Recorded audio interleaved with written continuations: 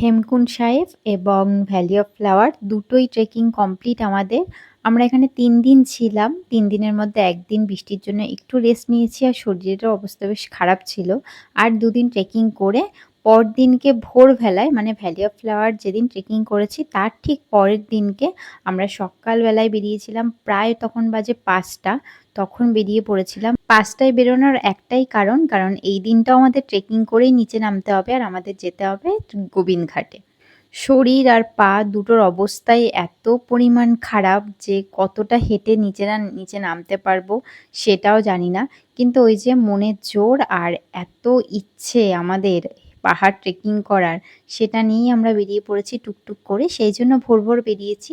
কারণ আমাদের গাড়ির টাইমিং দেয়া রয়েছে ১০টা থেকে ১১টা। আমরা নিচে গোবিন্দঘাটে গিয়েই একটুখানি গুরুদুয়ারে ফ্রেশ হয়েই বেরিয়ে পড়বো পরের যে লোকেশনগুলো আমাদের ঘুরতে যাওয়ার সেখানে। আর যেই রাস্তাটা দিয়ে নিচে নামছি এই সেই পুরনো রাস্তা যেটা দিয়ে ট্রেকিং করে আমরা ঘাঙ্গারিয়াতে উঠেছিলাম। তো সেই রাস্তা দিয়ে আবার গোবিন্দঘাটে নামছি। যাওয়ার পথে অনেক কিছু খেয়াল করছি। এই যে টিনের চালটা দেখালাম একটু আগে, ওইখানটাতেই যেন বড় বড় পাথর পড়েছিল আর তার নিচে কত ঘোড়ারা ছিল। তো আমি ওটাই ভাবছিলাম যে কি অবস্থা হয়েছিল সেই সময়। তো যাই হোক আমরা গোবিন্দঘাটে এসে ফ্রেশ হয়ে বেরিয়ে পড়েছি নতুন লোকেশনে। আর এই যে যেতে সব নতুন জায়গা, আর এই জায়গাগুলো ছোট ভিডিও আমি ফেসবুকে দিয়ে রেখেছি। যারা দেখতে চাও অবশ্যই দেখে নিও। কারণ একটা ভিডিওতে তো আর সবকিছু বলতে পারছি না। এই ভিডিওগুলো একটু বড় সেই জন্য। তবে এই দিনটা ছিল আমাদের জন্য সবথেকে একটা শান্তির দিন। রাস্তায় যেতে গিয়েই দেখছি একটা অনেক বড় ধস, যেটায় রাস্তায় দাঁড় করিয়ে সব সাইড করিয়ে দিল। কিছুক্ষণ আমরা ওয়েট করলাম, তারপর আবার গাড়ি ছেড়ে দিয়েছে।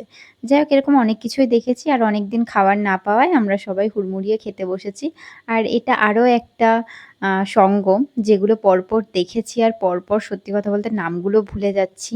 আর তারপরে যখন আমরা যাচ্ছিলাম আমাদের লোকেশন ছিল কার্তিক স্বামী মন্দিরে যাওয়ার।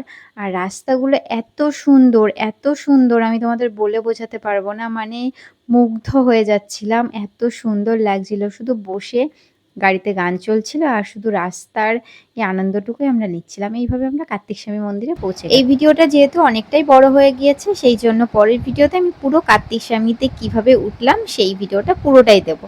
তো চলো আজকের মতো টাটা, পরের ভিডিওতে দেখা হচ্ছে।